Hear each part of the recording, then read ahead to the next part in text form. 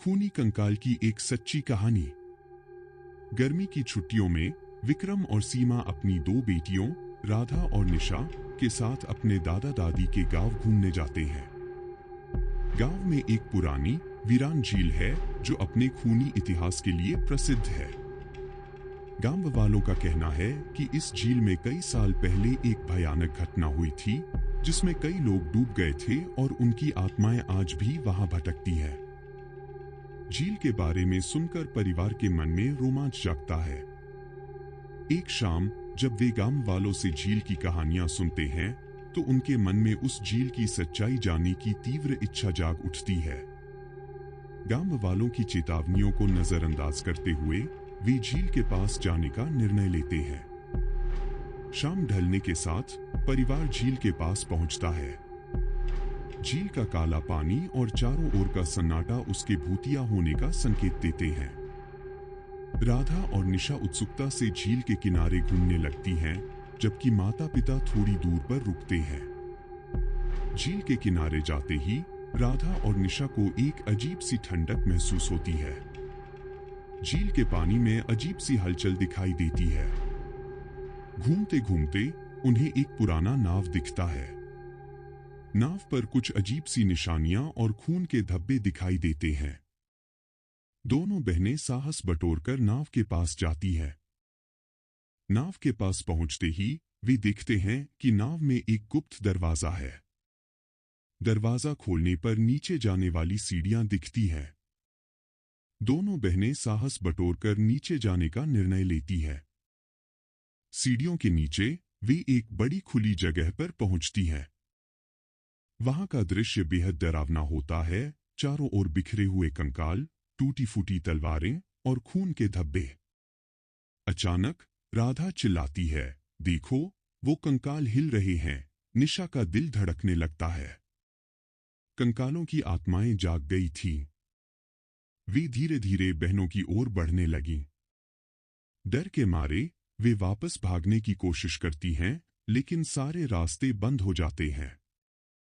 अचानक एक कंकाल की आंखों में लाल रोशनी चमकने लगती है और वह बोलने लगता है, तुम लोग यहां से भाग नहीं सकते।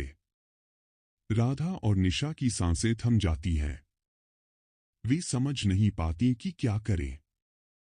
तभी एक रहस्यमयी आवाज गूंजती है, अगर तुम यहां से बचना चाहती हो तो मेरी बात मानो। आवाज एक पुरानी पेंटिंग के पीछे से आ रही थी। पेंटिंग में एक राजा की तस्वीर थी जिसके चेहरे पर गहरी उदासी थी। राधा हिम्मत जुटाकर पेंटिंग के पास जाती है और देखती है कि वहां एक और गुप्त दरवाजा है। दरवाजा खोलते ही एक गुप्त तहखाना दिखाई देता है। तहखाने के अंदर एक पुराना जंग लगा हुआ ताबूत था। ताबूत के पास एक पत्र पड़ा था। पत्र में लिखा था कि यह ताबूत ही उन आत्माओं का घर है और इसे जलाने से ही आत्माओं को शांति मिलेगी। राधा और निशा ताबूत को बाहर ले जाने की कोशिश करती हैं, लेकिन ताबूत बहुत भारी होता है। तभी विक्रम और सीमा भी वहां पहुंच जाते हैं। वे मिलकर ताबूत को बाहर लाते हैं और गांव वालों की मदद से उसे जलाने का निर्णय लेते हैं। लेकिन जैसे ही वे ताबूत को जलाने की तैयारी करते हैं, झील के पास जोरदार हवा चलने लगती है और एक भयानक चीख सुनाई देती है। गांव वाले डरकर पीछे हट जाते हैं, लेकिन विक्रम और सीमा डटे रहते हैं। वे ताबूत को जलाने के लिए तैयार हो जाते हैं।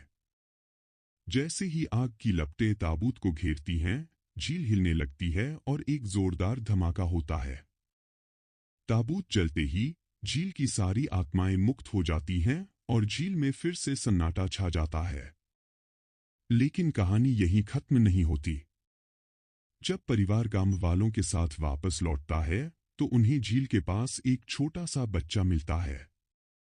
बच्चा अकेला और डरा हुआ था। वह कहता है कि वह भी उसी झील में फंसा था और आत्माओं ने उसे बंदी बना रखा था। बच्चा बताता है कि वह गांव के पुराने राजा का पोता है जिसे सबने मरा हुआ मान लिया था। विक्रम और सीमा बच्चे को साथ लेकर गांव वालों के पास जाते हैं। गांव वाले उस बच्चे को देखकर हैरान रह जाते हैं और उसकी पहचान की पुष्टि करते हैं। बच्चे के गाँव लौटने से सब खुश हो जाते हैं और झील का रहस्य पूरी तरह सुलझ जाता है।